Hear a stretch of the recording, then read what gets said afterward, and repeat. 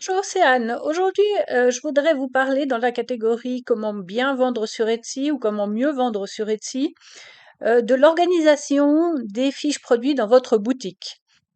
Donc, je voudrais vous montrer que pour réussir sur Etsy, il faut se concentrer sur les choses qui sont importantes et sur lesquelles vous pouvez avoir une influence. Et il y a des choses sur lesquelles vous n'avez aucune influence et du coup, ça ne vaut absolument pas la peine d'y passer du temps. Donc, c'est une question qui est venue dans mon groupe Facebook, qui est le groupe, qui est un groupe privé qui s'appelle Vendre du fait main, auquel vous pouvez postuler. Vous trouverez les détails sous cette vidéo. Euh, Vous devez juste répondre à toutes les questions du questionnaire d'adhésion pour que je puisse trier les vraies personnes des robots. Il y a 3 questions et puis, donc en fait la question c'était, pourquoi est-ce que tous mes produits ne sont pas, visibles sur la première page ou pourquoi est-ce que, l'ordre change? Alors si là on est sur la première page de ma boutique, alors, là je suis en anglais, je peux éventuellement aller changer la langue pour que vous voyez ça en français, voilà. On va revenir en haut. OK, mais je suis sur ma boutique, mais pas en tant que vendeuse, c'est-à-dire comme visiteuse, d'accord? Donc Etsy, c'est pas que c'est ma boutique.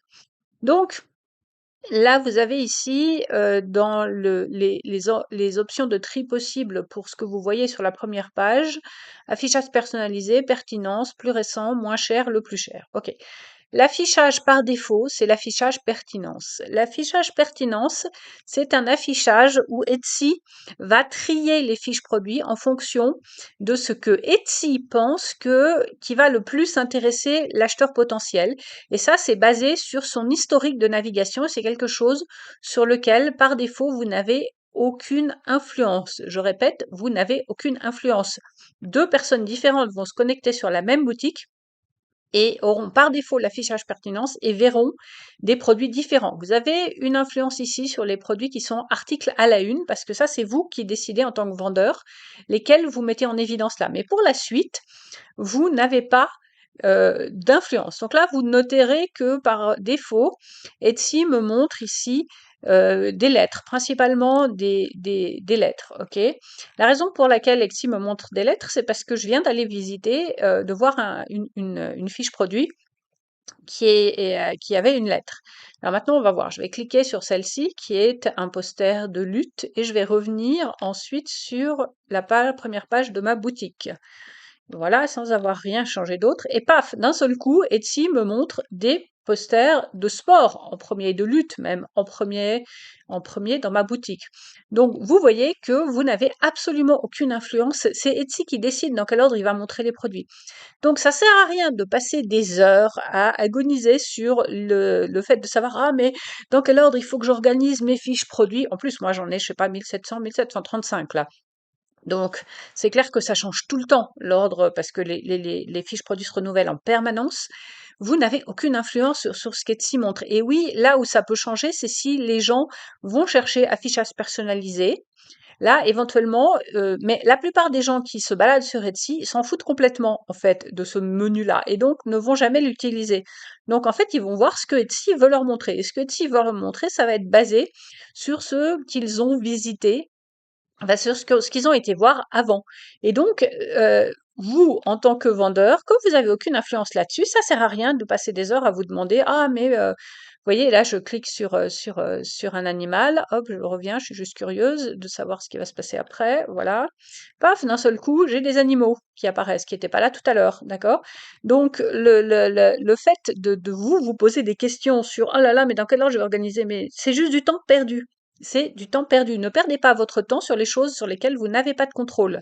Vous avez du contrôle sur beaucoup de choses, principalement sur le fait de convaincre les acheteurs que vos produits sont intéressants grâce à vos descriptions, grâce à vos photos qui doivent être bien, et de convaincre le moteur de recherche de vous montrer grâce au fait que vous avez correctement décrit vos produits. D'accord?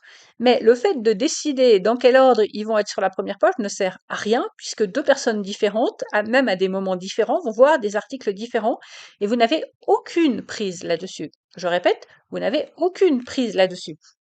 Donc, c'est pas là-dessus qu'il faut passer votre temps pour vous poser des questions. On va voir ce qui se passe avec les chauves-souris. Hop, voilà. Et puis, on revient en arrière et hop, magiquement, les illustrations de chauves-souris ici sont apparues magiquement en haut. Et puis donc voilà, ça change tout le temps.